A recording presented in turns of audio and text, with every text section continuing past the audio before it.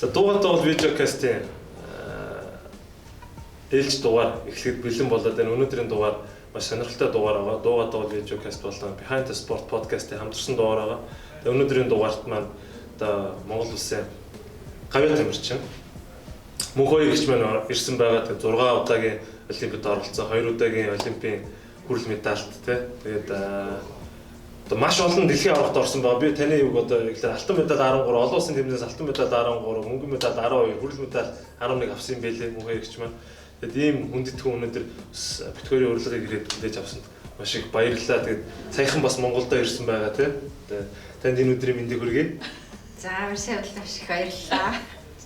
За тэгээд бас манай Behind the Sports подкастыг бас хөтлж явуулдаг. Манай спортын менежментээр магистр хамгаалаад ирсэн. Улсын улсын тусгай олимпийн спортын хорооны дарга. Спортын дарга тийм. Биш спортын хороо гэдэг хуучнаар яриад байдаг. Спортын дарга Ном зүйл маань бас өнөөдөр хүрэлцэн ирсэн байна. Баярлалаа. Тэгээд өнөөдрийн дугаар бас хамтарсан дугаар болохоор би хөтлөхгүй чи бас хөтлөн тэгээд маш их сонирхолтой дугаар болох байх гэж найдаж байна. Та ирсэн гоё юм уу? Гоё сайхан. Тийм чөлөөдөө сайхан дотроо корона байхгүй гарч ороод тэгээд маск засаж үгээд багш хардлахцаалаа. Тэгэл Монгол махайдэл Монголгоо идэл хамттай. Энтэхт одоо хэр удлаа та? Би сая 20-ны юг ярьж байна. Айлсуу тэнд очиж ажилласныг ярьж байна. 3 жил болж байна. 16 онд юу яагаад зодог тайлал. Тэгээ 17 оноос тэнд албаас орчоод. Ер нь яагаад та энтхийг ер нь сонгох болов? Ер нь зодог тайлахаас өмнө тэднийхэн бас ирээч гэж байна. Тийм. Тэгээ би нөгөө тамирчин байсан юм чинь яагаж боломжгүй. Ядаж нэг ирээд нэг юу яагаад ч нэг курс мөрс өгөөч гэдэг гэсэн байхгүй. Тэгээ ганц нэг удаа ч юм уу тэгээ өгөөд идэг байсан. Тэгснээс үлдээ тэгэл угаасаа 14-5 оноос эднэр чинь асууж исэн болохоор за би одоо зодгод хэлсэн шүү гээл тэгсэн чинь. Одоо бэлсэн шүү гэсэн чинь хайм тий. Тэгэл таны нөгөө нэг бэлтэж байгаа тамирчин Азийн наадамд орлоо. Азийн наадамд орсон. Тэгээд шагналлаа. Энтгийн хамгийн анхны эмэгтэй алтан медаль гэсэн тий. Буудлын спорт. Тэгээд тухайн үед тийм болоод заахгүй. Тий. Мэдсэн үү тий тэр жакаар. Тий байсан чи хүн бол ярьж байгаа. Тэгээд жат Монголын эмэгтэй буудлах юм бас айгуу сайн медаль тосчихсан шүү дээ. Тэгсэн чинь тэрэн донд нэг энтгийг орж ирээд тэр мөн хоёр их юм бэлдсэн тамирчин. Жакартад уу тий? Палембан дэсэн. Хоёр газар байсан. Нэг нь Жакартад зарим спортод Палембанд буудлах спорт буюу хэд хэдэн спортод байсан. Тэгээд миний бэлцэн охин тэнцээ яг тэр чин бас яг Commonwealth Games-ийн медальтай тамирчин байсан л да. Тэгээд дэлхийн цомын нэг медальтай өөрийнхөө карьерийнхаа хугацаанд тэгээд Азийн наадмаар анх удаа алтаа авал бүү юм болол эмэгтэй тийм биш үү Азийн наадмаар алтаа авдаг ч юм уу тийм тэр чинь тэ нэлээх олон улсын мэдээний сайтуудаар гарсан тухайн үед бол спорт юм өглөө ингээд сонио исж яхад өглөө би нөө ингээд өвөнөртөө сонио исүүд өгөхгүй хотел бодолд авалгаар яг нөө юуны юм дээр ч гэсэн гарсан Жакарта ньюс дээр ч гэсэн гарсан. Би энэ Жакартагийн Азийн наадамд явж байгаа амар хямардаг шүү дээ. Амар сэтгэлээр ундаг шүү. Эмзэг сэдвэн үү? Айгу. Одоо яг ингээд манай Монголын амин эмзэг сэдв байхгүй нөгөө саксны хоёр холбооны асуудлаас болоод би чинь багийн ахлагч байсан саксны. Тэгээд нэг холбоо нь намайг дуудаг байхгүй тэмцээд. Тэгээд яах вэ? Биш тийм бэлтгэлчдийн удаа айгу маш өндөр байсан байхгүй. Ер нь за Жакартагийн Азийн наадамд явна да гэж бодоо. Явсан бол миний 3 дахь наадам болох гэдэг. 10 онд явсан, 14 онд явсан ингээд тэгээ харамсалтайгаар явж чаддаг. Тэгээ хамгийн сүүлд 8 сарын 10 үднэр наадам эхлэж хахад нэгэнд загчув дарга дуудаад баг дахиж бүрдүүлээд намайг дахиж хийгээд тэгээ загчрын дарга тэгээ одоо ийм байхгүй яг ингээд чаддгууд нь явъя гэдэг. Тэгээ би албасаар нэрээд татсан байхгүй. Тэгээ одоо 14 хоног яг үндсэндээ эрчимтэй бэлтгэл хийгээд явна гэж байхгүй. Зуны хугацаанд намайг ингээд. Аюу харамсалтай Жакартад явж чадаагүй та. Жакартад саксчин Жакартад байсан баха. Тий, саксаг манай хажуудлын аренад болсон. 3-3, 5-5 болол өдөр яг ингэ зэрэглэдэг. Гэтэ би ерөөсөө сакс үзэж амжаагүй. Ганц зэрэгч. Гэтэ хоцтой спорт, жудоо мото, төлөвлөөр сэглэв гэлээ. Ойлом үлээ. Манай буудлынхын чинь Жакартад яалаа. Азийн наадам чи хоёр газар Жакартад нэг болоо, Палембанг нэг дахиад тустай юм арлаараа онгоцоор нисдэг юм болсон. Буулга бас нэлээсээ орсон 2-3 Тэгээ нэг охин 2 медаль авсан. Нэлэн заяа гэдэг. Аав нь тусгалжуулагч идэг надтай амжигшөөгийн тамирчин байсан. Цологийн Нэлэн заяагийн алтан медаль мөнгө оллоо хүрэл авлаа авсан юм байна. Тэгээд бас наран туяа бас хоёлаа спортын хүмүүс медаль авцгаасан. Ариун зургантай ургац ариунтай зургантай гэж байна. Одоо таны тэг энтгэх шавнараас ирээдүйн хамгийн ойр болох тэмцээнд ер нь амжилттай оролцсон гэсэн тамирчид хэд байна? Хэд байна вэ? За би гарын ганцаагаа л ярил л да. Тэр Рахи Сарнабад гэдэг. Тэр чинь 19 онд юу яасан? Мюнхен дэлхийн цомоос алтан медаль аваад олимпик авсан. Тий. Тэгээд тэр чинь өөрөө ирэхээ авсан 2 дахь олимпийн тоглолт юм аа. Тэгээ одоо эх жил олимп болвол орох байх гэж. Орох нь орно. Орох юугаар тодорхойлсон. Ирэхээ авсан. Тэгээд ирэх авсан улсуудаа бас энтгэгүүд өөрсдөө дахин шалгаруулалт хийхгүйгээр ирэх авсан улсууд өөрсдөө олимпиад оролцсон гэсэн бодлоготой байгаа. Энтгэг Монголын олимпиад оролцох бодлого нь тийм адилхан юм билээ. Германд бол өөрлөлтөө. Жишээлбэл Германд чинь одоо чи ирэх авсан байлаа шүү дээ тий. Тэгэнгүүт чиний эрхэн дээр дараа жил нь юу бид 3-аас шалгаруулалт хийж хин сайн тэр жилдээ хин сайн байгаа тэр нь явдаг. Тэгэхээр бас риск ихтэй чи ихтэй магадгүй. Бид хоёрын амжилт чамтай өрсөлдөөд бас сайжирна тий. Тэгэл аль сайнны тухайн үед аль сайныг нь сонгоно гэсэн тийм бодлого бас байдаг. Бас Гуйрагч гэхдээ одоо би сонсохдоо тамирчнаа онлайнаар тасгалжуулж байгаа гэсэн. Одоо ч нэг л бүх юм угаасаа онлайн хавцаа хуваалцаач. Яаж онлайн гэхэлэр чи илүү та нар илүү итгэвтэй биш үү? Одоо та нарын үеийн онлайнаар тасгалжуулж ин гэхээр би л төсөөлж байна. Үгүй яхаа би бол төсөөлж байна. Одоо сагсан дээр бол чинь онлайнаар тасгалжуулж болох л баг. Одоо ч юу бас тийм болчиход байна. Тасгалжуулагч одоо оюутны лигийн тасгалжуулагч энтрийг харж байхад шууд зогсоож байгаад ингээд тактика зааж штэ. Тэгтээ хажуудаа хүнээ бичүүлж байна. Тэгээ бичүүлэнгүүтлээ орой тэр групп дээр тавьчихин. За бүгдээрээ санцгаагаар энэ өдрийн бэлтгэлийн юм гээд ингээд тавиад бас юмнууд руу орж шүү. Тэгэхээр ч бас ялгаагүй онлайн болчихж байгаа шүү дээ. Бүх юм дижитал болол одоо хангалттай олимпиад явах гэж байгаа юм шиг нэг онлайнаар тасгалж үзэж шүү дээ. Тэгээ одоо угаасаа л онлайн болчихлоо. Тэгээ манай буудлага чинь хамгийн амархан юм бэ. Бас энэ спортоос онлайн сургалтч бай, тэмцээнч бай онлайнаар хийхэд их амархан. Яагаад гэвэл хөдөлгөөнтэй биш. Одоо ингээ камер байрлууллаа шүү дээ. Тэгэхэд чинь тамирчны ард байна. Айлшил нэг тамирчны урд манайх ч электроник болсон бүх юм технологи нь дэвшээд тэгээд буудаж байгаа онсон байчин яг дэлгэцэн дээр гарч ирээд байгаа байхгүй. Тийм болохоор дэлгэцийг бас ингээ шууд компьютер нэг бүх програмтай холбоод оноод ингээд байн бүрсэлтэнтэй ингээд гараад яваад байна. Сум болгон дээр. Тэгээд тэр тамирч яг тэр тэмцээнд оролцож гин үгүй юу гэдгийг чинь дэлхийн олон оронд зэрэг буудна. Нэг урд нь бол буудлах чинь яадаг байлаа шүү. Нэг газар цугларч ээж бүгдээрээ адилхан нартай салхитай үед зэрэг бууддаг гэсэн бол одоо цагийн зөрүүнүүд байгаа шүү дээ. Одоо жишээлбэл за энтхийн цагаар тэдний өдөр өглөө 9 цагт гэдэг юм бол одоо Америкт шал өөр цаг, ийш зүүн тийшээ Японд шал өөр цаг болоо явчих. Тэгэхээр яахч арга болохгүйгээ яг тэр цагтаа л тэр орондоо байгаа газараа өөрсдөө буудаал. Тийм болохоор манай онлайн тэмцээн бол бүр амархан easy. Тэг сая 9 сард манай одоо Монголын тамирчид бас онлайн юунд оролцсон. Индонезиуд олон улсын юу хийж өгөөч, холбож өгөөч гэдэг. Тэгээд манай өлөн байгаа штэ тэд нар ч манай тамирчид тэмцээн байхгүй. 20 юу гээл ядаж бэлтгэлч гэсэн 20-тай байж сая 6-7 сараас бэлтгэлд орсон яасан тий. Тэгээд тэр тамирчид манай онлайн тэмцээнд орсон ш сая. Тэгсэн үү. Тэгээ одоо тэр тэмцээн бол сар болгон явагдана. Тэгээ олон улсынхантай хамт зэрэгцээд Монголынхаа тэрэн зогсож байгаад бодолцчиход. Тэгээд дүнгээ гаргах чинь шагналаа байвал харин өгөлцөж авалцах нь юу юм хийсэн шүү тий. Тэгээд зөвхөн тэр ч үтгээл бас сая Бангладеш төртөл мөнгөн шагналтай тийм онлайн тэмцээн бас явагдсан. Тэрэнд Япон биш энтгэгүүд бас төрүүлээл тэгчлээ жишээ нь тий. Саксыг бол онлайн хийнэхэд бол зөв. Гэхдээ хийж байгаа шүү дээ. Юу тусгай олимпиадаар виртуал спортын наадам 3 спортын төрлөөр сакс, гимнастик, фитнес 3-аар одоо явагдаж байгаа. 28-нд хаалтын ажиллагаа нь болно. Тэгээ жишээ сакс яг манай оюуны бэрхшээлтэй тамирчид ч юм болохоор одоо айгүй юм скил байс тийм баггүй. Тэнгуү сакс жишээ нь одоо төрөө бол яг үзүүлэх тамирчин бол бичлэгнүүдэнд энэ орсон.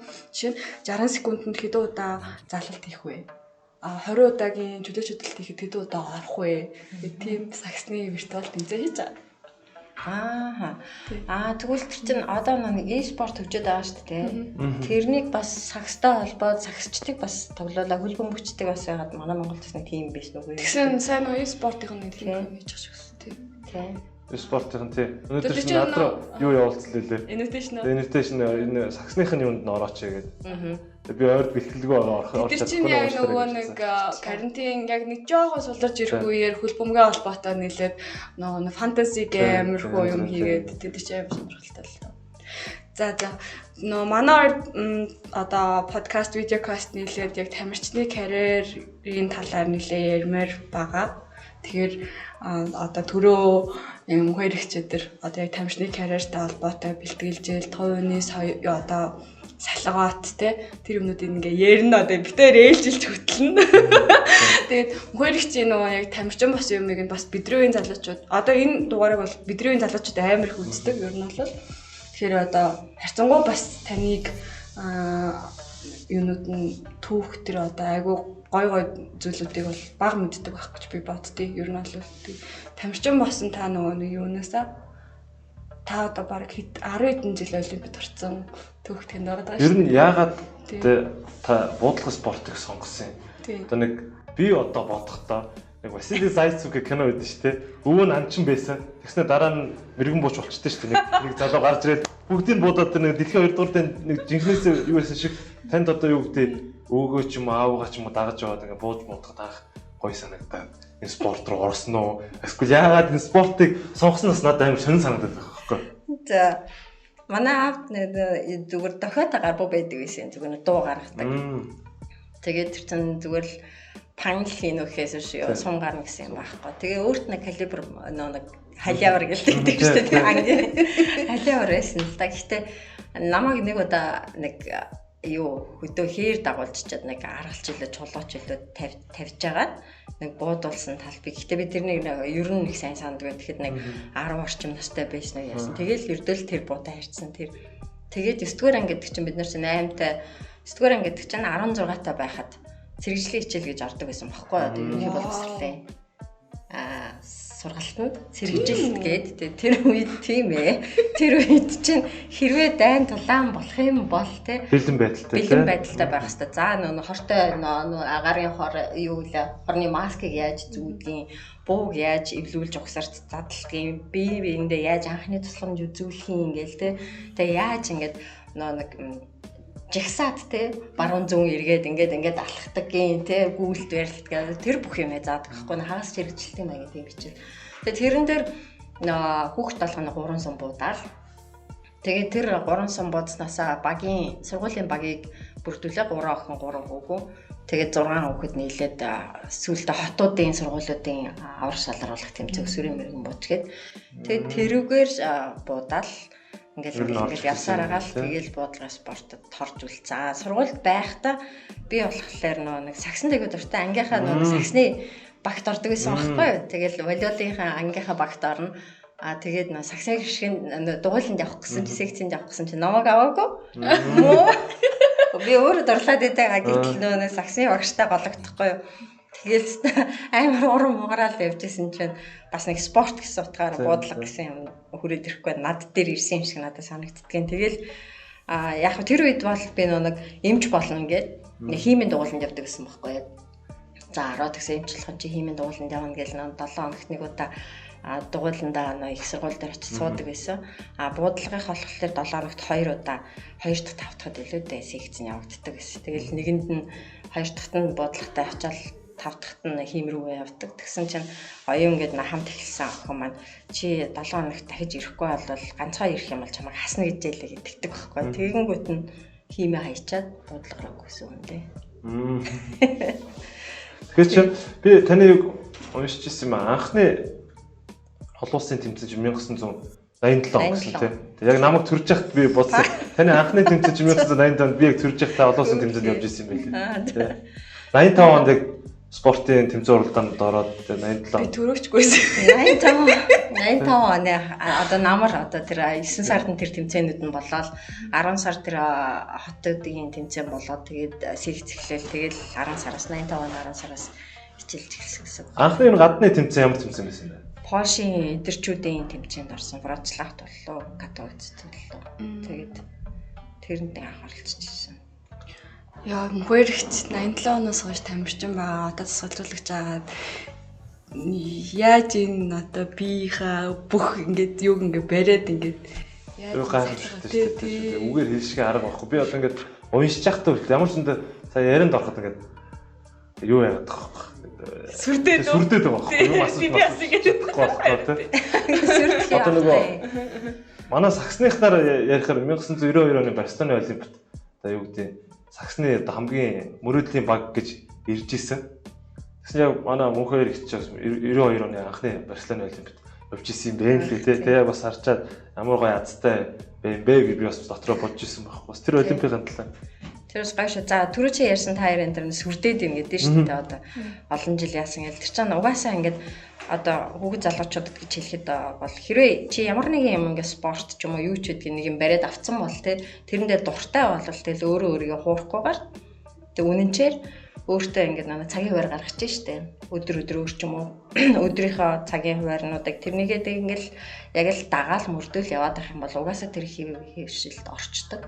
Тэгээ тэрнээс гарахгүй тэгээд чөлөө цаг гэж ер нь айгаа ховор байсан юм шиг. Одоо ингээ эргээ бодглохлоор яг тэгвэл биднээс тэмцээн чинь тамирчид ер нь дандаа хагас тутан сенер тэмцээнүүдтэй байдаг гэсэн мэт тэ одоо ч гэсэн тийм явагдаад байна тэ. Та нарын найзууд болохоор хагас тутан сенд амарна тэ.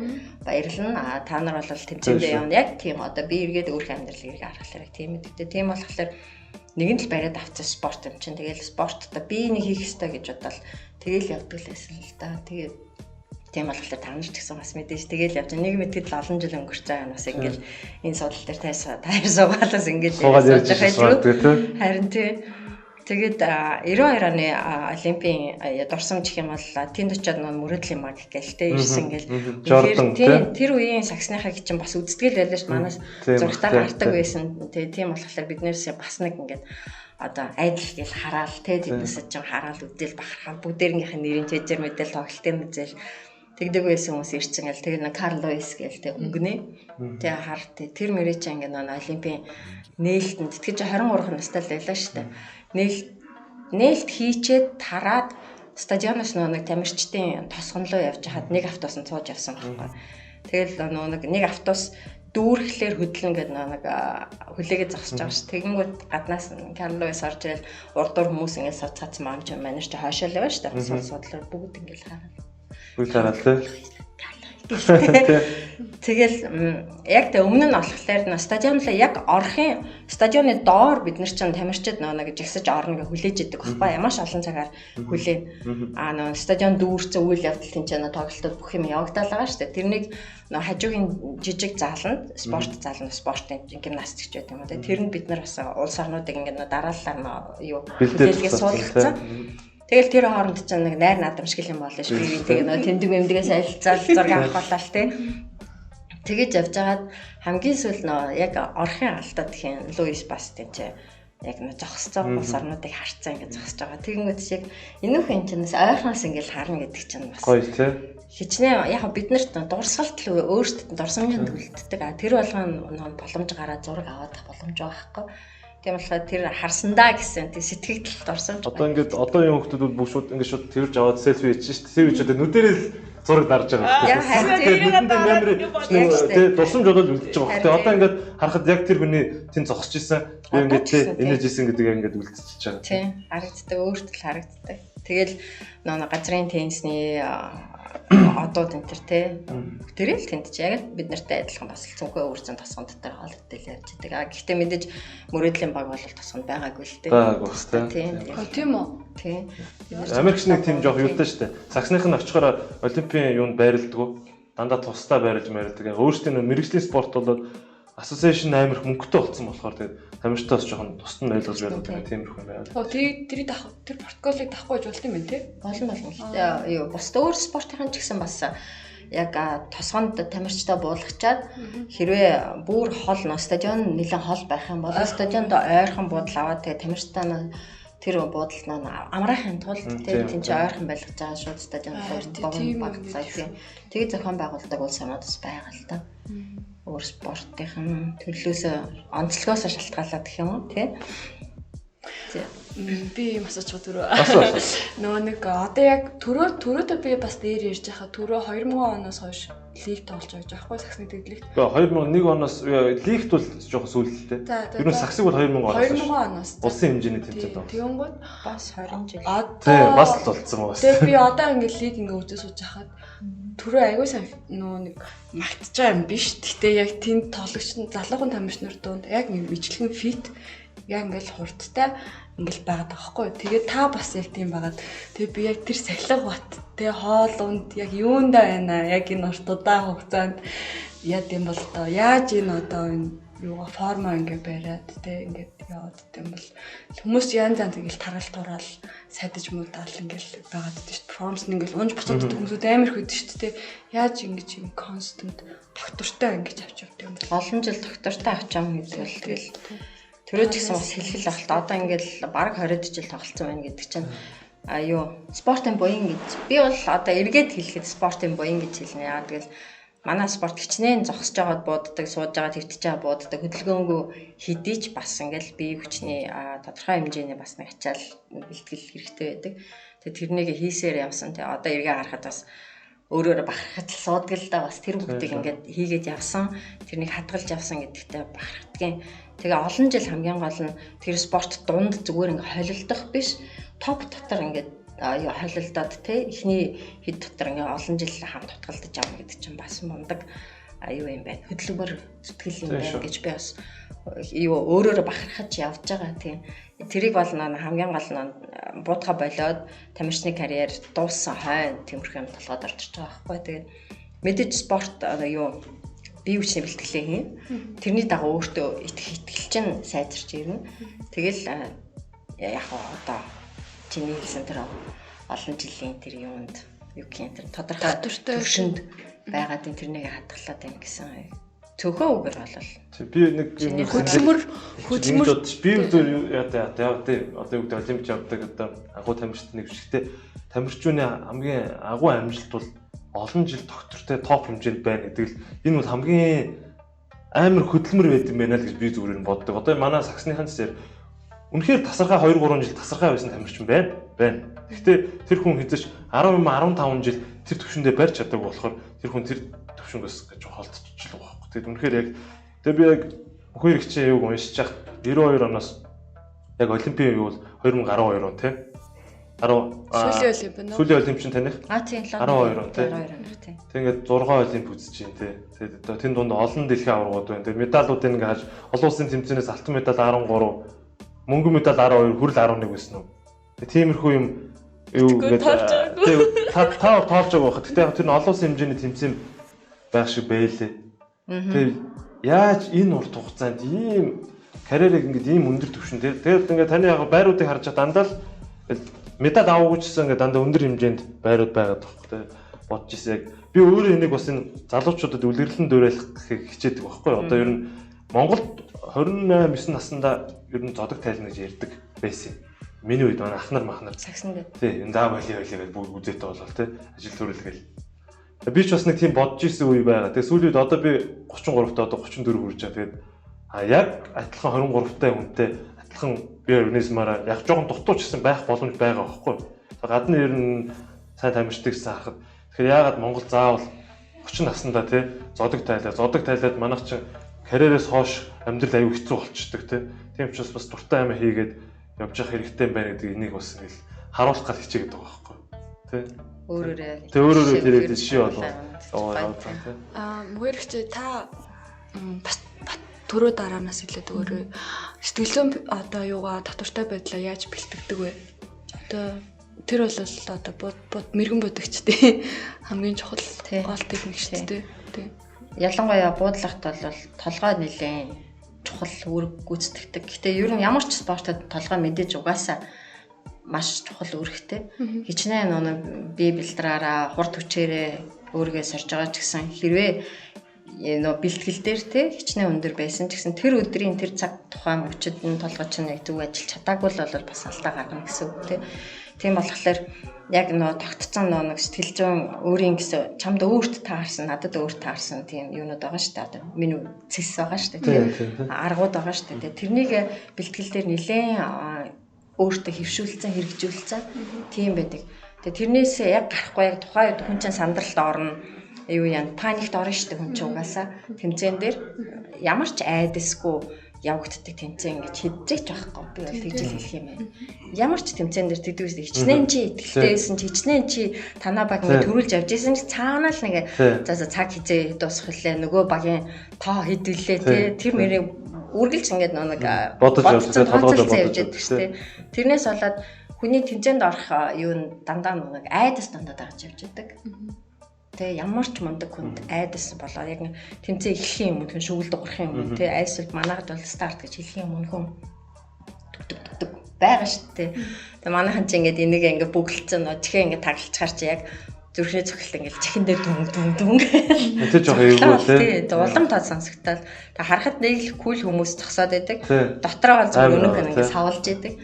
Тэгээ тийм болохоор хамгийн гол нь бэлтгэл дээр түрүүн би нэг цогцсны дурдсандаа өөрийн хийж байгаа бие хүчний бэлтгэл боёо тусгай бэлтгэл дээрээс өөртөө итгэлээ олж авдаг.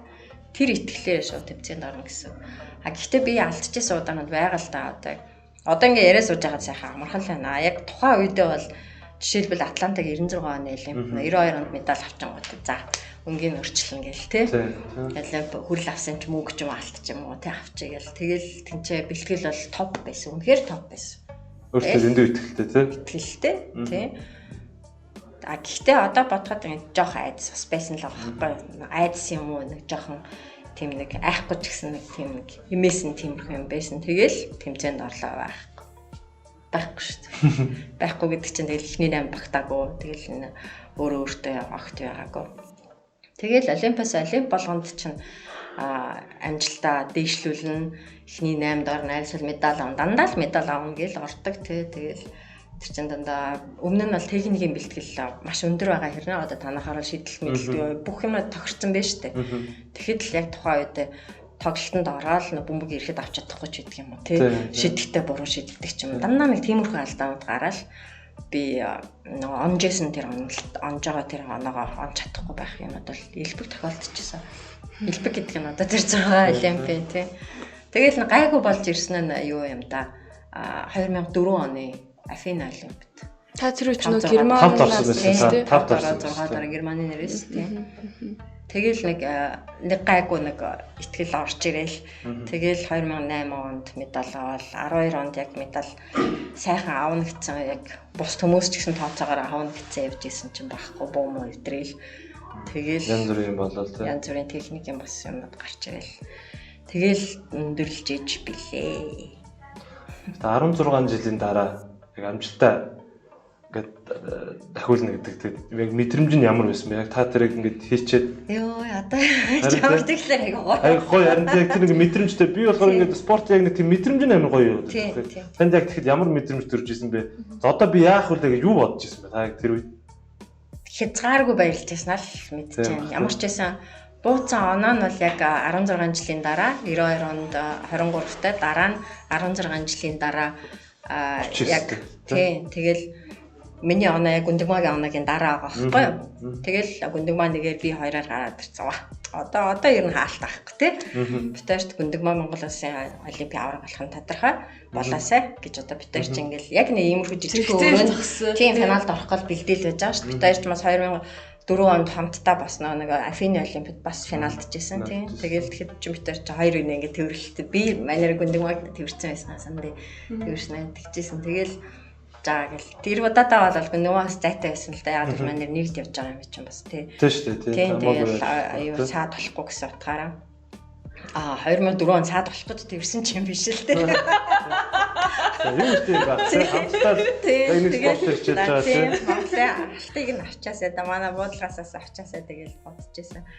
Тэгээд 16 жил гэдэг чинь нэг талдаа миний хувьд үнэхээр нэрээ хэлэх юм биш тэр мэдрэмж бол үнэхээр сайн. Чи бол яг тэр нэг төсөөлж байгаа бах тийм. Тэгээ ингээд гоё тэр гоё мэдрэмжийг тэрээс гаргамаар байна. Сэтгэл ханамж тэгэл тэр олимпийн тэр нэг медалийн юм дээр миний нэрийг юу хэлээл дуудаал байж байгаа. Тэгэхэд чинь би хизээч өмнө нь Шанглын тавцанд гарахтаа тэрэн шиг тийм баяртай өсөрч гарч ирсэн. Одоо байхгүй. Яг л тэр чинь миний би олон удаа тавцан дээр гарч ялаа бүр нэг номерын те дэлхийн авраг болоод те 2 удаа оруулахад чинь тэнцээ гарахад тэгэж догтлж байгаагүйгээрээ Олимп дээр зогсоход бол үсрээл тэн дээр гарч ирэл тэнцээ манай охин ч байсан өдөөс хараад уйлал би охиноо хараад уйлал тий. Тэгэл манай Монголын Олимпийн хорооны гишүүд хамгийн ойрхон манай монголчууд ч хэрэглээ юм болохоор их ойрхон ирсэн байгаа байхгүй. Тэгэл тэр дээгүүр найз нөхдөд ингээл ер нь одоо ч гэсэн байж лаа айгуу гоё болчих би одоо ингээ ярьж байгаа юм дээ. Тэгээд яар чин юу байхгүй юу? Монголын эмэгтэй анхны медаль авснаас хойш эмэгтэйчүүд медаль аваагүй байж 16 жилийн дараа гүндгмээ авч байгаа байхгүй юу? Тийм ба. Хоёр дахь эмэгтэй гэсэн утгаараа. Тэгээ тэрнээс хойш Олимп болгонд манай Монгол эмэгтэй тамирчид медаль аваад нь шүү дээ. Одоо ер нь тийм шүү тийм тасралтгүй тийм 2008 оноос хойш 16 жил гэдэг чинь нөгөө 2-3 Олимп болгосон. Медальгүй. Би яг сандаг тэр нөгөө гүндгэгч мөхөрөгч өөр ингээд зэллэг буудаа зогсож байгаа ингээд телевизээр үзэж байгаа шүү дээ. 8 онд ч юм уу жоох хөвгт. Тэгэл ингээл уйлгаал би ингээл үзэл ингээл хоёр яг Монгол тамирчин гэхдээ мөхөрөгч Германаас гүндгэгч Монголоос тэгээд би ингээл уйлгаал ингээл хоолоо ингээл зангираал үзэдсэн л яг санаад байна. Тийм.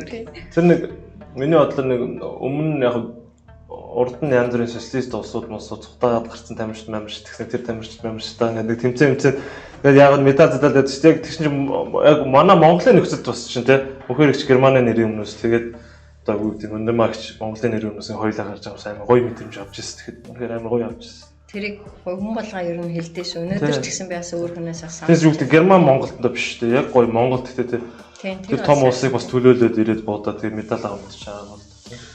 Мөхөрөгч та 2002 онд Германд байсан тийм 2000 явсан гэж юу айсаа тэдний иргэн болж тэмцээнд орсон 2002 тийм. Тэгээд та тэнд бас сургууль сурсан тийм давхар ингээл атлетикийн хажуугаар айгүйх олон юмнуудыг та ингээд яаж ингэж баланслуулж өөрийгөө ингээд зогсолтгүй хөгжүүлж байсан юм бэ? Тэгээ тэр одоо залуучуудын хэлгээр урам зоригоо яаж авч ирсэн бэ тийм. Тэр бол амьдралын шаардлага юм да. Яа тэгвэл тийшээ гарсан гэдэг чинь эхлээд би Герман болцоод Германы иргэн болоод ч гэх юм уу тэгээд тийшээ явсан юм биш. Тийшээ сурах гэж явсан. Сургуульд явсан. Тэгээд тэнд байж авах хугацаанд 5-6 жил Монголынхаа мэдээж нэрийг гаргаад хамгийн сүүлийн Олимпийн Сидней Олимп байсан 2000 оны. Тэгэл 2000 онд Германы талаас ч тэр манай талаас ч тэр ер нь иргэн шил соёлыг гэсэн процессыг маш хурдан явагдаад тэгээ 2002 онд Германы шигшээ багт ороод тэгээ тэрнээс 14 жил болсон. Тэрнээс өмнө яг сурч байгаа үйл явц маань хүнд байсан. 95 он гэдэг чинь 90 он гэдэг чинь одоо яг 89 90 он гэдэг чинь нөгөө л биднээс хэлээд картын мараны үе шүү дээ. Тэгээ зах зээл рүү шилжсэн үе тэгэл Монголд ч юу ч байхгүй байлаа. 92 онд Олимпиад явсан 90 он 94 он манай дэлхийн аварга чинь 4 жил нэг удаа болдог байхгүй. Тэгэхээр чи 90 он 94 онд дэлхийн аваргууд Милан буюу Оросд болж байсан. Тэгэхэд бид нар сайхан бэлтгэл хийгээл дээ 92 онд медаль авсан хүн чинь тий. Удалцсан л гэсэн хүн байгаа шүү дээ. Тэг өөргөө мэдэрсэн. Гэтэл болно улс орон валют авахгүй хөрөнгө авахгүй явуулахгүй хэвээр валют орхигээл тэгээ бэлтгэл хийж тэгэл орхидаг үлддэг байсан. Тэгээд тэр үедээ би ч өөрөө бас хэлж л байсан л та. Тэмцээнгүй тамирчин гэж юу байсан юм бэ? Гэл сүулдэ бухимдаад залгаад хэлэхгүй юу? Бэлтгэл хийгээлэдэг ямар зориг байхгүй бэлтгэл хийнэ гэдэг чинь шал тэнийг юм бэлэн шүү дээ. Тэгэл за ер нь явсан дээр юм байна. Ингэж дэмий ингэж залуу насыг юу яаж байж яснаас мэрэгжил тий эзэмшээд өөргөө ядаж нэг хэл сураад Герман руу явна гэдэг чинь Германд сурна шүү дээ тий. Тэгээд өөргөө хөгжүүлэх нь ер нь эцэц тажих юм байна тий. Манай ер нь л тэр үед ч гэсэн тэгж ярьдаг биш тамирчин байгаад яах юм бэ? Ингээл карьер чинь зогсох юм дуусгал юм бол чи тэгэл хоосоо хоцордог шүү. Хэдэн төмөр медальтай л үлддэг өөрөнгө үлддэг гэж ярьдаг шүү тий. Тэгээд тэр толгойроо дондог гэл хэд сайхан зохиж өгвөл тийм тэгээд тийш яасан. Тэгээд тэнд очисон хойноо мэдээж маш хүнд юм бол нэг калчер соёлын өөрчлөлт ялгаа маш том. Хамгийн том бэрхшээл хэл байхгүй. Тэгээд тэр соёлын шал өөр нэг Европ Аз гэсэн утгаараа шал өөр байгаа шүү дээ. За би эндээс Япон ч юм уу Солонгос явсан бол бас арай өөр тий. Тэтлхаа байсан тэр Европын яваад чинь гэдэг чинь эрс өөр. Тэгэл тэр үед чи хүүхдтэй гэсэн. Хүүхд маань жоохон ойтой тий. Энэ жоохон ойтой хүүхдийг чинь би яах юм. Тэгэл тэнд чинь за хүүхдийг ер нь нэг жоохон цаашаа гэсэн үгдэлтэй тийм нийгэм. Тэр үед тийм байсан. Тэгэл ер нь явж байгаа газараа хүүхдээ бити дагуулж явж байгаа. Ер нь хүүхдгүй ермээр хүүхдтэй хүнийг ер нь жоохон илүү үздэг гэл тэ. Тэгээ хамгийн гол нь би нөө зүүн Германд байсан тул цэцэрлэгийн ажилт өгдөг байсан. Тэгээд өглөө хүүхдээ авчиж өчөөл хүүхдээ авчиж өгөхөөс өмнө өглөө босч бас ажиллая штэ. Хичнээн би Монгол улсын гавьяа тамирчин байсан ч гэсэн тэнд очиж би хинж биш тий. Яг хинж биш надад мөнгө байхгүй би тэтгэлэг байхгүй тий. Би ажиллаж иж өөрийгөө юу яа санхүүжүүлнэ. Хүүхдээ яа бас мөнгө олохын тулд янз бүрийн ажлыг хийн штэ. Би чинь жорлон цэвэрлж илаа.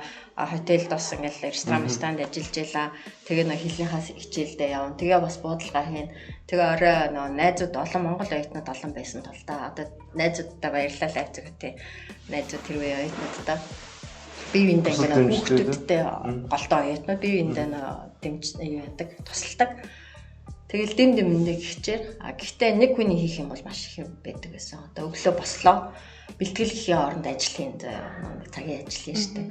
Тэгэл өглөө буцаж гэлөөгөө ороод хүүхдээ босгоол цэцэрлэг яарчлал руу хөргөж өгчл. Тэгэл сургууль руу би тэр үед надад дугуй ундаг гэсэн бас хагас дугуйч юм байсан. Бат дотор өвөл зөнгө дугуйтай явдаг гэсэн. Тэр чинь бас аваа өөрхөн бэлтгэл болчихсон. Таны яг гол бэлтгэлийн суур болсон шүү дээ. Тий. Тэрнийг хот дотор чинь өвөл чинь ингээл гар дараал ингээл нүүр дараал нуруунд бол хөлсдөл явж байдаг тий ихэндээ. Тэгэл сайхан дугуйтай явна. Тэгээд тэр мөр чинь өвөл гоё штэ сайхан явж байгаа нэг гоё ингээ наалж орох гал эргэлтээр орох гэж явж байгаа пад гэж орж. Тэгэхээр тэгэл хөвчлөлтөө байдаг гэсэн. Гэтэ ер нь хүнд үе оюутны цаг гэх юм уу да. Гэтэ бас нэг намайг санхүүгээр дэмжсэн Германы одоо Валтер гэдэг бууны фирм санхүүгээр сарын хэдэн төгрөг өгдөг байсан нь хичнээн Монголын тамирчин байсан ч гэсэн дандаа тэгж өгчсэн байна. Тэгснээрээ би энэ оюутныхаа байрны мөнгө эрүүл мэндийн даатгалаа төлж чаддаг байсан. Тэгээ бусад юу ажилласан мөнгөөрөө идэж уух өмсөх зүгтээ тэр юм хангадаг байсан. Тэгээ тэрэн дээр ч яг ингээд нэг төрүүчийн хэлснээр хөвшилд орсон цагийн хуваар Германд ч бүх юм цагаар байдаг болохоор яг бүх юм ингээд төлөвлөл явчихлаа айгуу гоё тэгэл хийхээс өөр арга байхгүй юм чинь. Магадгүй таны энэ тэр оюутан байх цаг хугацаанд тий амьдралын хэм маяг тэр жоохон хүнд нөхцөл таны тамирчны энэ урт карьерийн бас яг хүчин зүйл болсон байж магадгүй. Би бас түүж боддог. Тийм одоо юу гэдэг ийм ингэж гүриж би ингэж явсан юм чи энэ над юу хийх юм бэ гэж бас өөрийгөө зоригжуулах бас юм зөндөө байсан байх тий. Болохгүй хар улан болгочмоо санагдаж шар хөдлөд өгдөө ч тий. Тэр шиг байсан баха тий. Болохгүй юм болохгүй бүтэхгүй болохоор ёо амар уур өрнө. Яасан ч хууртай байсан. Бүхэндэлтэй байсан. Залуу бах таа. Тий. Гэхдээ одоо юу гэдэг буудлын спорт бол яг одоо юу гэдэг манай спортыг одоо саксны спортыг бодвол яг ингээд амар сэтгэл зүгээ барьж чаддаг баха тий. Emotional юм аа ингээд тий. Дарахгүй бол та зүрхний ажиллагаа хурдсан тэгээд тэрийг ингэх шүү дээ. Манайх бол яг тэр рүү гүйж байгаа тэр адреналины чинь орилоод юм уу гаргана тий. Юу гэдэг ингээд хожигдж явахтаа гэдэг юм хүмүүс чинь нэг чанга орилох чинь тэр нэг адреналинаа гаргахаа буцаа тайвшраад ордог ч юм уу тий. Тийм хүмүүс үед ялгаа нь бас тэнд байдаг гэж би бол хараад байдаг тий. Хэрвээ одоо над чих хүн ингээд би чинь жоохон ингээд спортороо гарахаараа амар тийм сэтгэл хөдлөл темперамент нь жоохон ийм явдаг хүн байхгүй. Тэгэхээр би өөрийгөө боддог буудлахт бол ятахгүй байх гэж бодоо тий. Хичнээн ингээд барьсан ч гэсэн тэр темперамент хүний цаанаасаа төрөлх юм байна шүү дээ. Тэр нь бас болохгүй байх гэж би бол боддог. Саксны бас өөр шүү. Яг сэтгэлээ юугаа эмошна яг гаргаж чаддаг тий. Тэгээд бус яг тэмцээн биш байсан ч гэсэн бас хүмүүсийн дунд ингээд бие авч явж байгаа найз нөхдийн дунд байж байгаа тий. Маш нээлттэй нөхөрсөг тусархаг тий. Одоо бас нэг шоуч гэх юм уу, тоглоом гэх юм уу, entertainment хийж. Тэр нь олон хүнд би аваа сурчдаг юм уу те. Би бас тэгж боддоо шүү дээ. Өөртөө айгүй итгэлтэй тий. Тэгж харагддаг. Бодлогын хамаал үгүй шүү дээ. Ер нь л нэг юм дугаа. Тий. Дотуур тий. Цаанаас яг юу бодоод байгааг нь мэдчихтэй. Гаднаас нь уншихад айгүй хэцүү. Манай ангийн охин за яг бодлогын холбоонд байх хүмүүс аахгүй. Би тэр сүүлийн үндэсний сургууль спортын менежментээр хам сурсан. Бас яг амар юм дугаа ингээл 50 болондоо сүртэй штэ гэлээ. Тэгээ бид хоёр нэг өдөр яваад дэлгүүрээс ч явж байгаа буудаад буудлын тоглоом бууддаг тоглоом руу ороо буудзаахгүй. Тэгээ тэгсэн чи би зөөр тэр нэг дөрвөлж юм дөрөн болно бодож авах. уулан дээр улаан дотор тэлгээр улаан руу харж байгаа бууж байсан. Гар ингээ өөр ингэж гэсэн чинь. За яа болохоор зүгээр яг ингээ зогсчвал тэр улааны ториулал яг орх ингээл бууцсан байгаа байхгүй. Тэгэл чи яаж гараа ингээд миний гар ч гэсэн ингээл яг буутгал ингээд дээ штэ ингээл. Яг тэр чи бас амар ингээд бүх юмаа ингээд яг сэтгэл зүгээр ингээд барьд юм шүү дээ.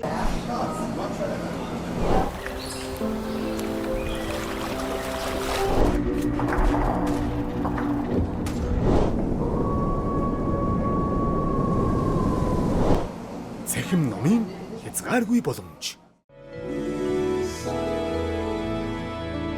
Үндэсний цахим мэдлэгийн сан. За би одоо бас нэг юм асуумаар санагдсан юм аа үнэхээр хичээсэн. Германдх яг бэлтгэлжтэй та одоо яг ингээд энэ мэрэгжлийн төвшөнд тамирчин байснараа яг өдөрт хэдэн цагийн бэлтгэлийг хийдэг байсан бэ? Тэгээ Германдх бэлтгэл, Монгол дахь бэлтгэл хоёрын ялгаа. Монгол дахь бэлтгэлийг сүүлийн 20 хэдэн жилийг би сайн мэдэхгүй шүү дээ. Яг өөрөө тэр үед яаж хийж исэн бэ гэдгийг ингээ харьцуулаад ч юм уу ер нь нэг багцаагаар ярих юм бол бас их зөрөө ялгаа байна л да. Тэнд бол нэгдүгээр хуваараач би бас илүү бие хүчний бэлтгэлийг нэмдэг байж. Ямар ч спортын төрөлд тэр тусгай тэр спортынхаа төрөлд зориулсан дасгал сургалтаа ихийн. Тэрэн дээр нэмээд нэг ерөнхий бие хүчний бэлтгэл одоо бид нар чинь цанаар гүйдэг ч юм уу, цанаар булгадаг ч юм уу, гүйдэг ч юм уу те айсвал дугуугаар их явдаг ч юм уу. Тиймэрхүү юмнуудыг нэлээд илүү төлхөө оруулж ирдэг тийм ч. Тэгээд бэлтгэл дээр бас нэг физиотерапистууд одоо бэртэл гэмтлээс хамгаалаад урьдчилан сэргийлээд шүү. Өнгөрсөн хаан бэртлийг гарсны дараа биш урьдчилан сэргийлээд тэд нарт одоо дор хайжл бариа хийгээл тэр чангарсан юуг нь булчингийн суллаад өгч जैन. Тэрэндээ бас тамирчид бас цаг гаргаж जैन. Тэгээд бас өөрийгөө хөгжүүлэхэд ямар мэрэгчлэр сурах уу те мэрэгчлийг бас тодорхой хэмжээгээр юутаа бэлтгэлтэйгээ зэрэгцүүлээ параллел гэх юм да. Тиймэрхүү явагдаж байгаа. Одоо аль эсвэл тэр бол бас Германд яг явагдаж байгаа дуал карьер гэж байгаа. Тэр нь дуал карьер гэдэг чинь ажил хийгээд бас онлоо хосолсон тийм мэрэгжил эзэмших. Тэгэд хажуугаар нь спортоо хийж иж болно. Аль эсвэл спортноос карьер дууссаны дараа шууд тэр лүгөө орж болно.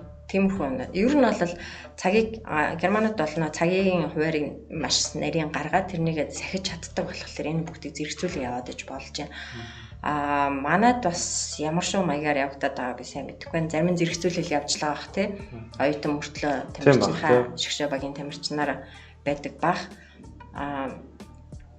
Германд бол ер нь илүү л яа гэм да.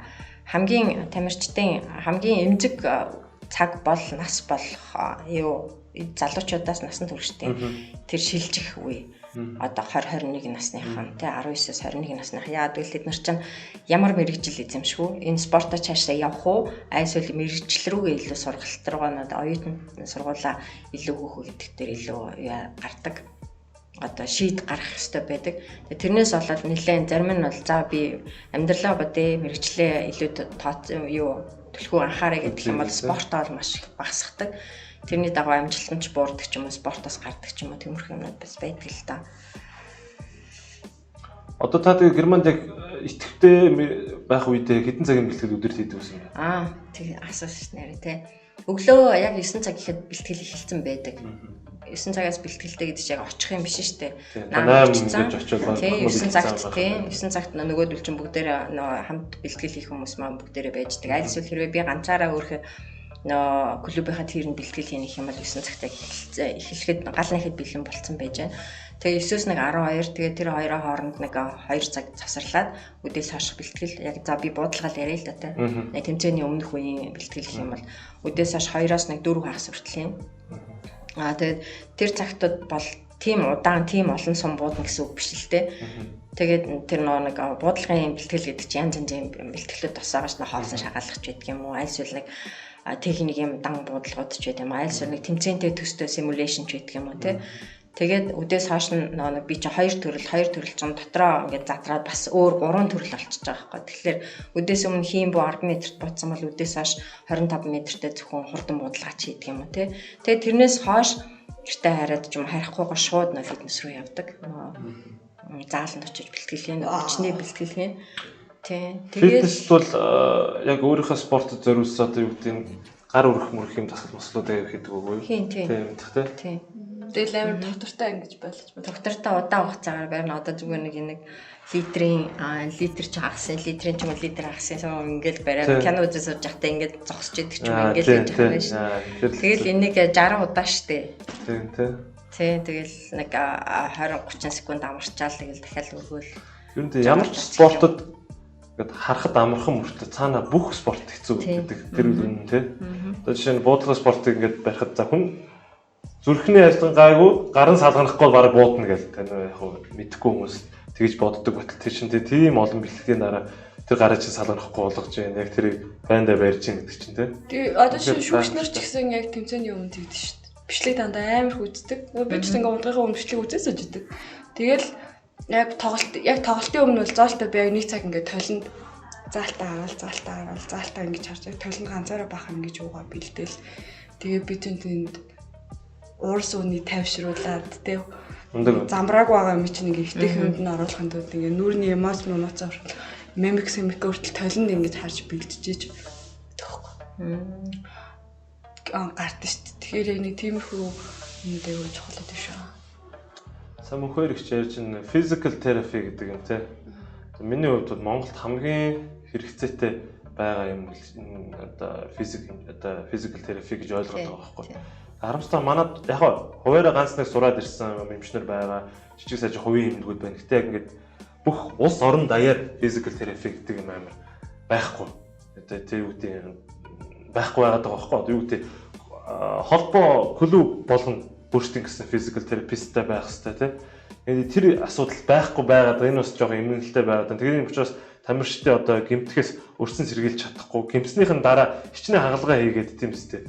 Чинь гэмтэл өмнө өрсөн сэргийлэх боломжтой байсан юм байгаад байгаа байхгүй. Энийг бас Монголд нэвтрүүлгийг маш их хүсэж байгаа тийм. Яг орж ирчээл байгаа л да. Гэхдээ одоо бүрийн хэмжээгээр тийм хөгжилтэй орн шиг бүх талдаа тераписттэй байх хэрэгтэй л байгаа юм санагдаж байна шүү дээ. Physical therapist чам Германд бол 3 жил сурдаг. Нэлээд хүнд мэрэгжил. Холландд жишээлбэл 5 жил сурж дипломтой төгсдөг. Тийм мэрэгжил гэдгийг. Тэгээд манай Монголоос бас нэг хандсан хүмүүс байгаа. Спорт терапист гэдгийг сурья. Одоо суралцвал яах вэ нэ тэрэг гэдгсэн. Тэгээд спорт терапист гэд болчих юм бол Олимпиад одоо бусд орно. Одоо жишээлбэл Германд physical therapy Олимпийн баг явна шүү дээ. Тэгэхээр зүгээр терапист болгоныг физиотерапист болгоныг авчих байхгүй. Зөвхөн спорт терапистыг нь авч явна. Бас тэр нь бас тодорхой бас зөвшөөрөлтөй лицензтэй тэрнийг төгссөн сертификаттэй хүн явдаг.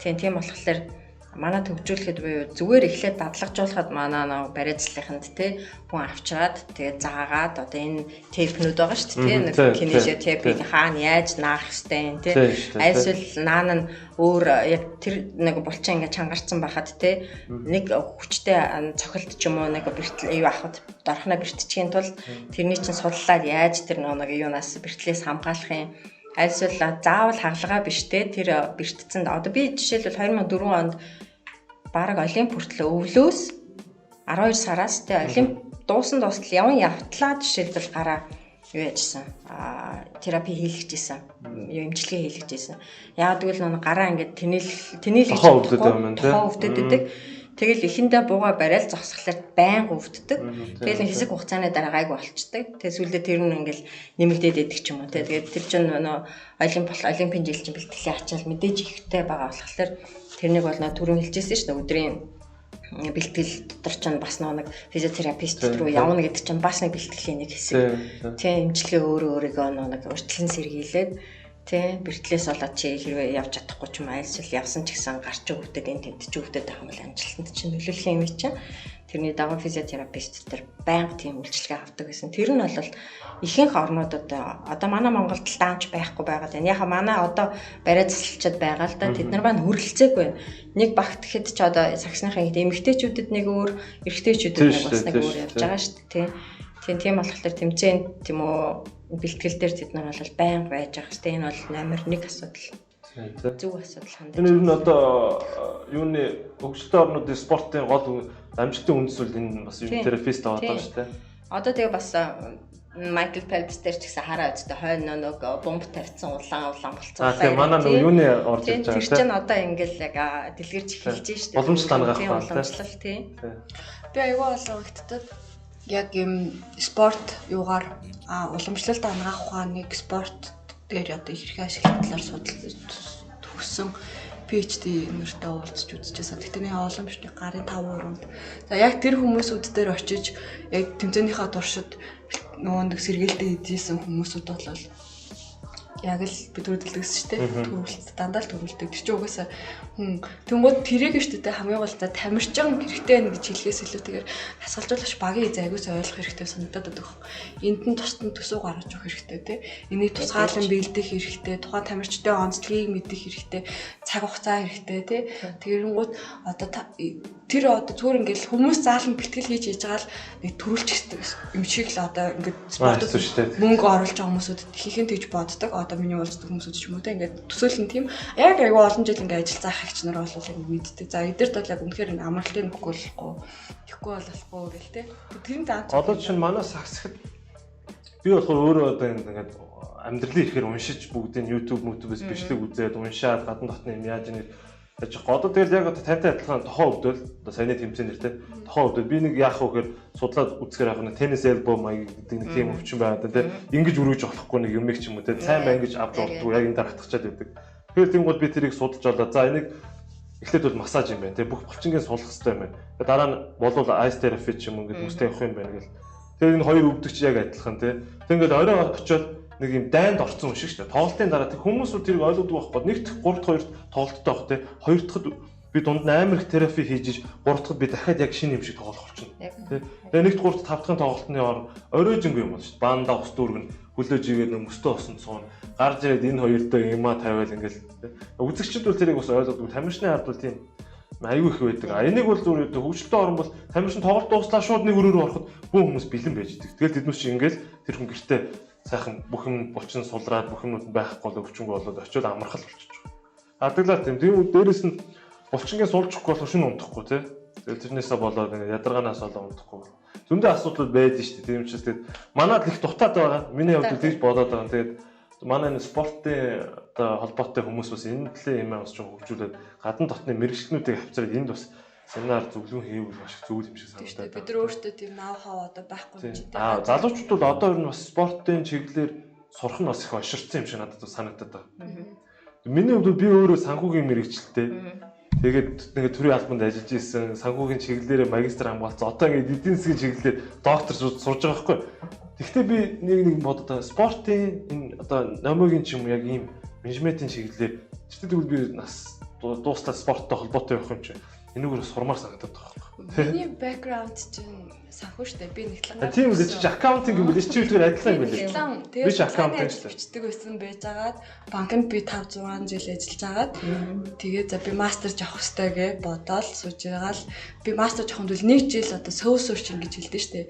Ингээ судлаж өөрийгөө бэлцээ байхгүй хэлнэ манай бүх юм. Тэгэл эрчим хүчээр сурах уу? Спортоор сурах уу? Яагаад чи тэрийг сонгосон юм? Би шас чамд тэрийг асуусан. Тэгээ хүн чинь дуртай амаал ерөөсөө судлах хэрэгтэй юм л шүү дээ. Явах хэрэгтэй юм лээ шүү дээ. Тэгэл би үлдсэн одоо happy баймаар байгаа юм чи. Эрчим хүч чинь зүгээр л миний бизнестэй холбоотой ч юм уу нөтөрөө те. За дүнгүй спорт дээр би шүүгч хийгээд ижсэн чинь яг спорт дээр амар хийх боломжтой юм зөндөөсөн байхгүй. Тэгэл хүний нөөц нь айгүй бага ус учраас за энд орж ирж нэг ямар нэгэн value бүтээж тэрэндээ амар happy амьдрмаар байсан. Тэгэл спорт менежментээр сураад очоод тэнд үнэхээр би гоё програм сурсан. Бүх тэтгэлэг байсан. Гадны шалгуусын мэргэжлийн лиг дээр ажиллах боломж байсан. Өвлийн олимп дээр ажилласан тий.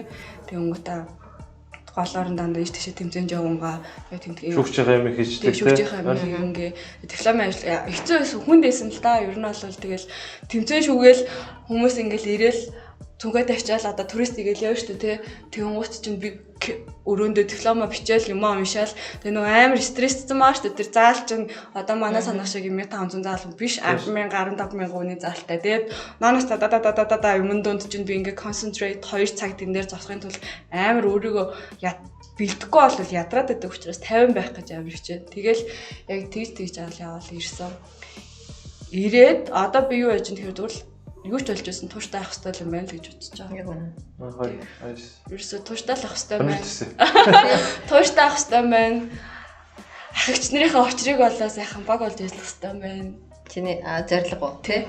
Одоо зорилго чи юу вэ гэж асуувал. Тийм л юм. Тэгж бас бод. Тэнгууд спорт менежментээр төгссөн хүмүүсүүд яадаг вэхээр зөвхөн спорт менежментээр ч мастерт нэг юм сурч ирчээд Монголд болохгүй ангууд болохгүй нэг болчихдог. Хизээч хүмүүс бэлэн байхгүй.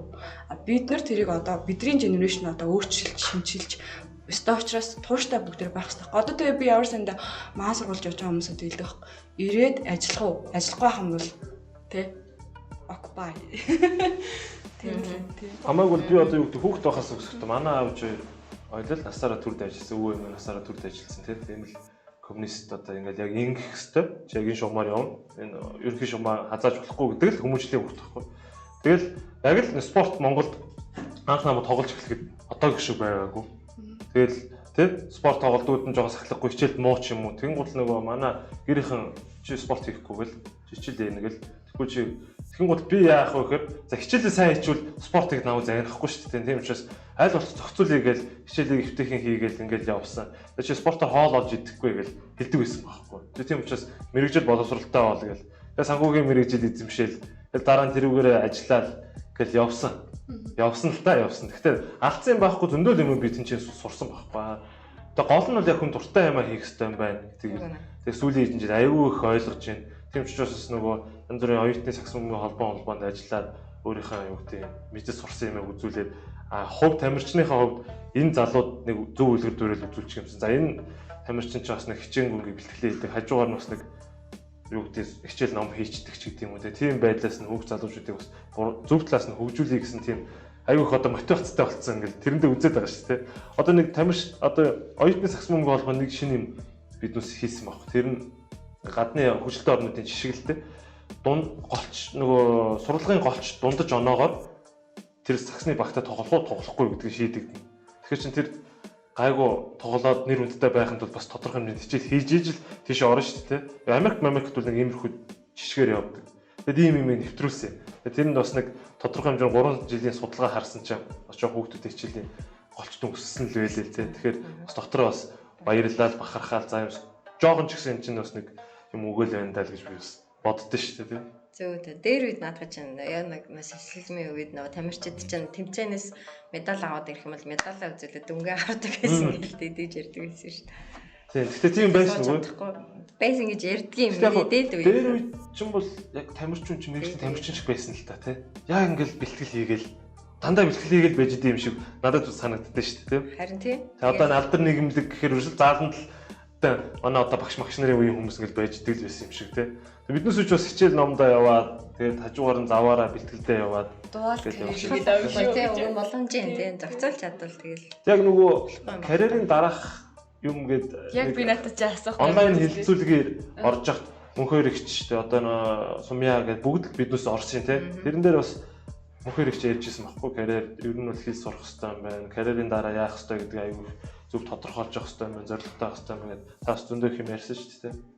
Тэр талаар бас тийм мөнгөөр ихтэй бид өмнө нь хойлоо ярьжсэн шүү дээ. Та бас гинт зодог талгаар болсон. Тэгээд тэр шилжилттэй гэхдээ та бол аюу амжилтад давцсан байгаа хгүй юу? Дайлалын легасыг гаргаад бэлтэн тамирчин нь энтхийн те хамгийн анхны ингээм медалууд ингээ авчираад эхэлсэн.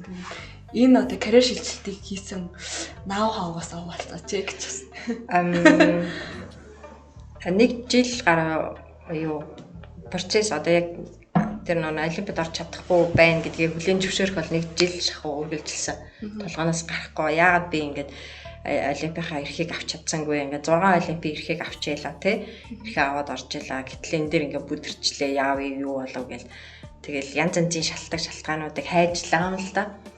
Тэгээд тэрнийгээ дараа нь ингээд хүлээн зөвшөөрнө гэдэг чинь бас айгүй том юм байдаг юм байна. Тэгээд яаж ямар дүгнэлт гарсан бэ гэхлээр юу яасан. Одоо ингээд тамирчин болгоно. Гэхдээ би бол мэдээж нэг одоо ингээд олимпиад орч чадаагүй ихний юм дээр бүдрээл тэгээл шууд задаг тайлчлаа гэсэн л бодлого байхгүй. Одоо хэрвээ дахиад олимп байсан бол мэдээ дахиж үзээд өөрийгөө бэлдээ дахиад олимпиад орох байсан юм биш үү? Би буугаад өгсөн юм биш үү?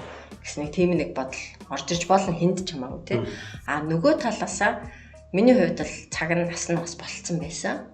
Тэ одоо бараг л 40 нэлээд хол гарцсан хойно дахиад олимпиад орох боломж зарим нэг хүмүүст бас байсан л да буудлын спортод нэлээд тэр үтгэл 60 гарч байгаа нэ хүртэл медаль авч ирсэн хүмүүс байгаа. Тэгэхээр чин тэр хүн чинь бас олимпиад ирэх аваад орж исэн гэсэн үг шүү дээ тий.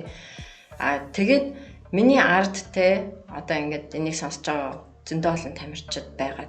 Олимпиад орно гэдэг чинь тэр олон тамирчдын мөрөөдөл тийм биелдэггүй нэг мөрөөдөл. Тэр орхон тий орхон. Тэгээ дараа нь медаль авах нь гэдэг юм шүү дээ. За медаль орхон гэж ярьлаа тий тэр чи медаль авах нь гэж хэллээ тий. Тус-тустай тий. Тэгэнгүүт их аавн гэдэг чинь амар том байд юм бэ гэдгийг би ойлгосон байхгүй. Яг гэвэл эрхээ аваагүй хацарсан болохоор пөөх эрх аавна гэдэг чинь баг орхоос илүү юм байт юм бэ. Орхон яагаад амархан байж болох вэ гэхэлэр чи дөрөв нэг эрх авсан байж болно шүү дээ. Тэгэнгүүт чинь чи эрх авсан гэтэл бит хоёр нэг чиний эрхэн дээр ч ингээд сорилт морилт хийгээд чи явцдаг ч байд юм уу те. Тэгээд чи очлоо тэнцээ бас медаль авч болно. Чи орж болж медаль авч болж байна те намаа. Гэтэл чамд орох эрхийг чи энэ хүн авч өгч байна. Эрх аавна гэдэг чинь бас алаан байхгүй гэдэг чинь тэрүүнийг би ойлгож авсан байхгүй. Та өмнө нь тэрийг мэдэрдэггүй явж. Зүгээр өстой ингээл тэрийг нэг үнэхээр тоодгүй явсан юм бэлээ. Гэтэл тэр чинь бас айгүй том юу байсан юм байна. Одоо ингээл юу ярьж байгаа шүү дээ. Хүндэгмээ Монгол улсаас одоо 7 дахь хөлөө 6 дахь олимпиад орох гэж байгаа. Тэргээл ярьж байна те. Гэтэл тэр хүн чинь эхний хоёр нь одоо 96 он 2000 онд орох эрхийг нь би авч өгч ялаач гэдэг юм уу те. 92 онд бас өөр миний югаар бас өөр алтан цэцэг хүн орж ялаач гэдэг юм уу те. Дөрмөн ч бас өөр ээж. Бас буудлах шин тийм юм байна те. Дөрмөн өөр байсан байхгүй. Одоо чи бит хоёрт өөртөө их аваад бит хоёрын хэнийг нь бас дахиад ирэх авчих байхгүй. Хэрвээ чи тэр тэмцээнд ингээд орж байгаа тэмцээн болгондоо ингээд сайн байгаад байх юм бол 2000 оноос хойш өөр болсон. Хэрвээ чи ирэх авсан бол болоо танаа улсаас чи төрөө авцсан туусаа танаа улсаас дараагийнхтэр номоо авах юм бол ингээд танаа улс ингээд хоёр эрэхтэй олноо. Нэг улсаас манай төрөлт чи хоёр хүн ордог шүү дээ максимум. Тэгэхээр чи дараагийнх нь авах байхгүй. Тэгжээж чи орно. Тэрнээс урдах шиг чи хоёрыг аваад сайхан бэлгэлждэг тэр юм. Дөрөв өөрчлөгдсөн. Одоо тэгээд чинь би ихэд спортоор 96 оноос шижүүлсэн. 96 оноос шижүүлсэн тий. Одоо тийш 24 жил болчихлоо шүү дээ. Тэгэхэд уучлаарай олимпик ирэх надад бол тийм үстэй. Хол орж байгаа байхгүй. Тэг чи би ингээл мөхөр их чааж 40 хүн ингээ харагдаад байгаа байхгүй. Одоо чи спортоо онцлог. Яг тэр ирэх аавна гэдэг бол үнэхээр тий амар том зүйл л дээ. Зүгээр бид бас Азийн аваргын эрхийн төлөө дүр салганж ах чинь тийм биз дээ тий. Багийн спорт онд. Тэгэхээр тэгэл яг би өөрөх карьерт бол үнэхээр одоо дүүрэн хангалттай юу гэдгийг сэтгэл хангалуун яваа.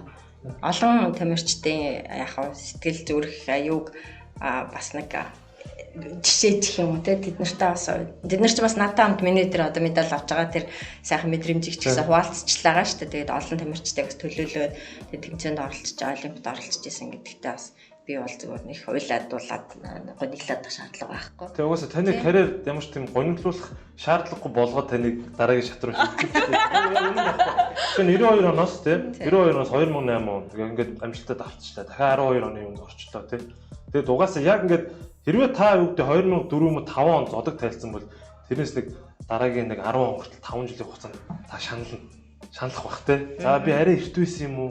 Гэхдээ би чинь миний бие гайгүй штэ. Бууга орж үзэхээр болж штэ гэхэр хүн хямралд орно те. Тэр үедээ юу гэдэг өөрийгөө хөгжүүлээгүй ч юм уу тийм байсан бол байхгүй. Одоо би ингээд бодоод мөхөр ихчийн хувьд яг тултал нь хийгээд санаа амар тайван ингээ гараад дахиад тэр дуртай юм өдөр болгон зааж байгаа болохоор ямар ч асуудалгүй карьерийн дараах бол мөхөр ихч тултал нь ингээд явсан ч гэсэн бас л нэг жилийг зарцуулсан гэж байгаа байхгүй. Тэгэхдээ тэрийг бол мөхөр ихч агай амжилттай зарцуулаад ингээд даванд болчихж байгаа байхгүй. Тэрийг давтгүй бас хүмүүсүүд байгаа байхгүй.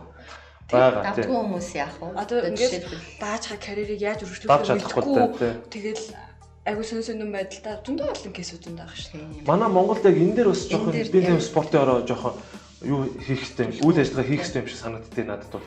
За яг ингээд нэг ганц нэг гайгүй тамирчид нь бас нэг ингээд юу гэдэг гадна дотны юм үзсэн хүмүүс өөрийгөө өөр юм руу шилжүүлээд аваа явах ч юм уу мэрэгжил боловсрол эзэмшиж хүмүүс нь явах боломж байна. Масс дийлэнх нь тэр мундаг тамирчид яхаараа яг яах вэ гэдэг тийм асуудал амар том асуудал юм байл. Би бас энэ ингээд судлаад байгаа байхгүй. Тэгэхээр бас тэр хүн хуучин чинь ингээд нэг жоохон юм уудчдаг болдог тий.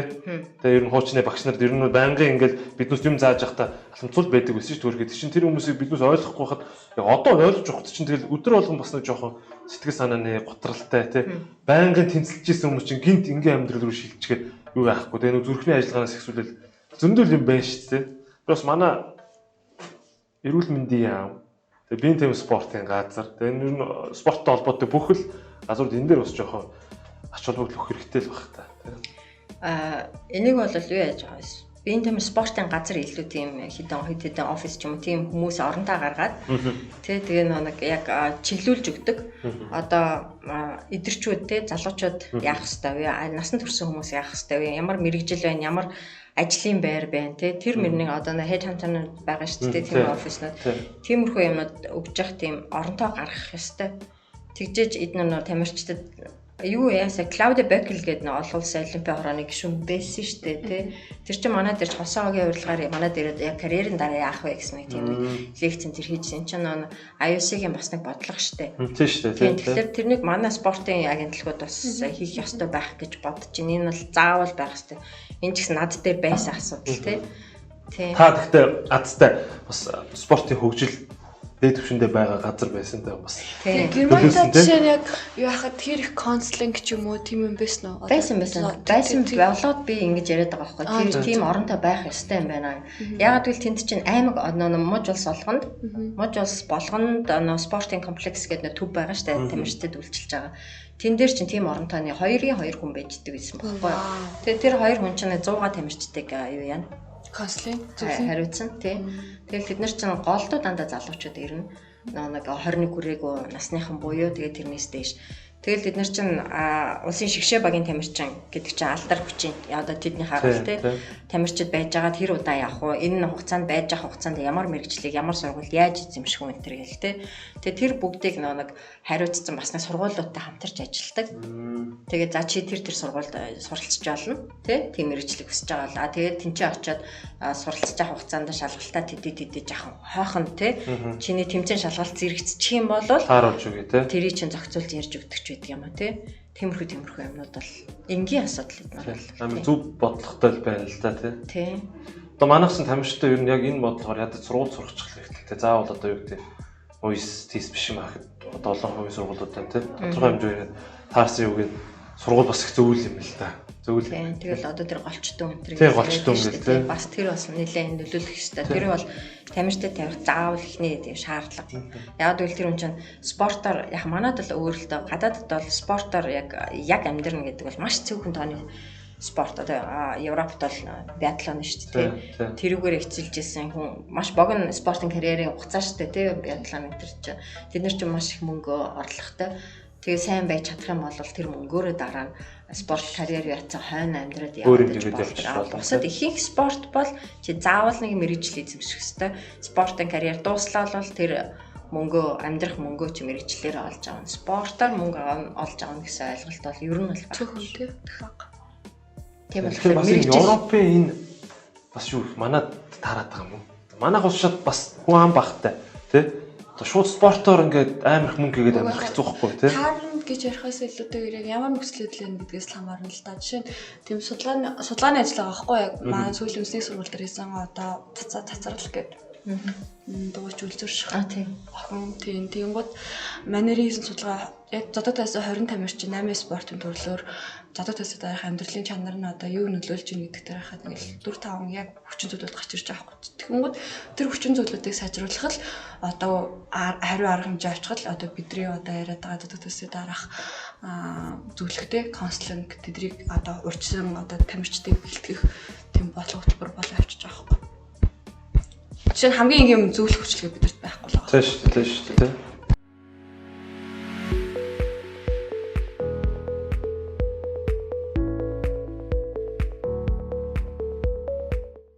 Би бас тойроос нэг юм асуу гэж бодсон юм аа. Монголд одоо эмэгтэйчүүдийн спортод оролцооны талаар тоо юу гэж боддог вэ? Миний хувьд бол арай илүү их оролцоосоо ч гэдэг юм уу дотроо бас тэгж бодож явдаг зүйлүүд байдаг. Тэгээ тоо бас энэ тал дээр юу гэж боддог? Нэмээ.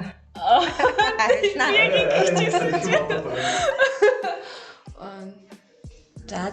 Бодтой адил нь болол тэгэл ойлгомжтой л шүү дээ. Удирдах зөвлөлт нь эмэгтэйчүүд нь байхгүй гүйцэтгэх албан дээр эмэгтэйчүүд айгүй ихтэй мөртлөөс олимпиа одоо тий юу ацсан айгүй олон эмэгтэй тамирчид бас байдаг байхад эрэгтэй тамирчдын алдар илүү их алдарсаж байна. Бас нэг тиймэрхүү асуудлууд байдаг. Тэгэхээр биш бас харж ил явдаг л да мундаг эмэгтэй тамирчид байдаг. Бас энийг бас илүү их л хэмжээнд болоосоо гэж бас би боддоо шүү дээ. Бас энэ подкаст видеокастыг үзэж байгаа эмэгтэйчүүд те одоо залуу тамирчид охтууд байвал бас оролцоогоо бас нэмээрээ те би сая ингэсэн байхгүй хөл бөмбөгийн холбооны эмэгтэй тамирчдын симпозиум гэдэг юм дээр очивоо. Тэгээ тэр гаднаас ингээд 6 амар олон улсын сайн тамирчид мэрэгчлэлтэнгүүд ингээ онлайнаар виртуал тийм хуурлаж авахгүй тэдний зас хэл дээр. Гэсэн чинь охтуудын тэнд байгаа охтууд юм шүү дээ бараг тал хувь нь нэг 21-22 орчим настай тийм хөл бөмбөгийн эмэгтэйлэг тоглолттой тамирчид юу асууж байгаа нөхөр та гэр бүл төлөвлөлтөө яаж бэлдэж байна гэж яаж одоо зохицуулдаг вэ гэж асууж байгаа байхгүй юу. Тэгэхээр бас бид нар women in sport-ийн аюу том бас хэсгүүдийн нэгнээс ийм л шиг юм л та юм мэдээж яагаад гэвэл мэдээж хөржгүй гэлтэй тэгээ дээр нь бас спорт гэсэн нэг өөрийн зорилго ч юм эсвэл тэр хобби маягаар юу оролцоогоо үзүүлж идэг тэр салбар дээр мэдээж гэр бүл гэдэг бол маш том төлөвлөлтөнд ордог. Спортын нэг одоо их спортын ч юм бас 4 жилээр юугаад явцдаг штэ гэр бүл төлөвлөлтөө. Тэгэл олимп дууслаа хүмүүс ингээ манай спортод л авдаг хүүхнүүд бүгдээрээ жирэмсэн болол хүүхдээ гаргаал. Тэгэл дараагийн 3 жилийн тэмцээнд орж ирдэг тийм. Тэгээ багш нар ч гэсэн угаасаа мэдээж нэг зөвшөөрдөг штэ. Тэгээ хүүхд гаргах үнтэй суух. Яг үедээ тийм. Тэгээд үедээ. Тийм. Тэгээд яг чиний хэлснээр намаа юу гүйцэтгэх албан дээр голтой эмэгтэйчүүд байдаг гэдгийг ганц монголчгүй бас Германд ч гэсэн бас яг тэгж үздэг. Германдаас волонтер ч юм уу те ер нь клуб юунуудад бол голтой бас эмэгтэйчүүд бас их төлхөө ажилдаг тий.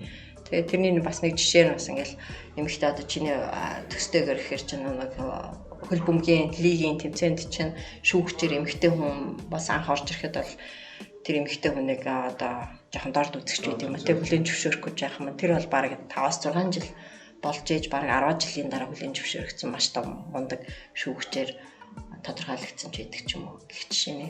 Тиймэрхүү нэг юм байна. Гэт энэс хараа ингээд үзэхэд эмэгтэйчүүд те бас оролцоо хэрэгтэй байгаа шүү. Оролцоо байна. Чаленж нь илүүх байна. Тий. 80-90-ад оны үед бол эмэгтэйчүүдийн спортод л доо тамирчнаар орж ирэхдээ бол янз бүрийн дэлхийн рекордуудыг эвдчихсэн. Ингээд яг мэдээж эрэгтэй хүнээс бие бэлтрийн хувьд бол жоохон ялггүй дутмагч гэсэн спортод үзүүлж байгаа үзүүлэлтүүд нь бас юу яжсэн. 80-90-ад оны үед л огцон өсөж исэн гэсэн тийм судалгаа байдаг. Яг одоо бол харин жоохон тэрнээсээ эсрэгээр эргээд нөө эмэгтэйчүүдийн хүчин чадвар эрэгчүүдийн юунд бас нэг гүйцэж ирэхээргүй бие физиологоор гэсэн үг тийм амжил яг хамгийн анх олимпиад ч юу лээ 1900 оны Парисын олимпиад ч хамгийн анх эмэгтэй хүн спортод орсон шүү дээ. Олимпиад оролцож байсан тийм тэгээд яг эмэгтэй юу эрэгтэйчүүдэд хойлолдож ордог нь болохоор морин спорт тийм олимпиад тэрнээс бусдад нь бол дандаа л нэг эрэгтэй гэдэг хойлолдож дүнгээ гаргадаг тийм. Тэгээд манай буудлага бол бас яг эмэгтэй хүний юу түрүү чи миний хэлснээр эсрэгээрээ эмэгтэй эрэгтэй хүнээс жоохон дутуу гэдэг дээр манай спортод бол эмэгтэй эрэгтэйгийн ялгаа бол баг. Тэр нарийн онох тэр юун дээр чадвар дээр тийм төссөн хэрнээ эрэгтэй эмэгтэй гэж тусдаа дуун гардаг тусдаа спорт. Тэр нь эрэгтэй эмэгтэй хамтдаа бэлтгэж явах үе зөндөө өстэй тийм. Бага тийм. Хамт уулзалт тийм. Бодлцал. За тэгээд ямар ч гэсэн өнөөдрийн видеокаст дуугатаа видеокаст болон Behind the Sport podcast-ийн хамтарсан дугаар гэдэг төгсгөд ер нь цаг ордсон байна. Тэгээд хамтарсан дугаар болохоор гурлаа гэдэг маш олон зүйлийн тухай ярьлаа. Олон урт хугацаанд ярьлаа. Тэгээд ямар ч гэсэн Номидо тэ хамтраад энэ дугаар хийж байгаад баярлалаа. Тэгээд одоо мөнхөр ихчтэй өнөөдөр битгүүрийн урилгыг хүлээж авч ирээд энэ гоё хилэн талангүй ярьсан. Маш их баярлалаа. Тэгээд таны фэний өвдөлтөд бас нэвтрүүлгийг эхлэх жоохон сүрдээд ингээд жоо юу яагаад гэсэндээ сүлдээ гоё тайвшраад гоё бол. Зүрхний цохил сонсогдож байгаа. Ямар ч нэвтрүүлэгчтэй хамтран ажилладаг компаниуд байгаас эндийгээ ярихгүй байж болохгүй те. Исан гэдэг энэ цахим номын сан байгаа.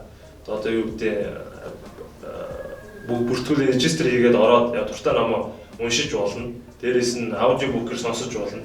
Тэр нь Монголын бараг ихэнх номыг скандэд оруулсан. Тэгээд их гоё тийм аппликейшн машинээр одоо бий болж байгаа. Тэгээд бас манайхтай хамтарч ажилладаг. Би ч одоо аль болох нөгөө оюунлаг талаас нь тэгээд нэвтрүүлэгтээ хамтарч ажилласан шүү дээ. Мөн Sonobek гэдэг одоо энэ energy bar тамирчдын хэрэглэдэг одоо юм хэрэглээний бүтээгдэхүүн байгаа. Тэгээд мөн Roto гэдэг нүднээс суур. Тэгээд Cafe Bene энэ мөх спонсорудаа баярлалаа. Ямар ч спонсорын гарын билийг хоёртаа гардуулъя. За, өөрс явдалт их баярлалаа. Зэдрүү өгсөн их баярлалаа. Хайрцаг Sonobek болчих жоо тий. Энэ өдөрт хоёроос бир юунд идэж болохгүй гэсэн шүү. Наа чи энержитэй бас тийм нөгөө баар болохоор тий. За тэгээд ямарч Behind the Sport podcast дуугаа видеокастын гэдэг хамтарсан дугаар өндөрлөхөд бэлэн болоод байна. Тэгээд бидэнтэй байсан үзэгч та бүхэндээ баярлалаа. Удахгүй уулзъя.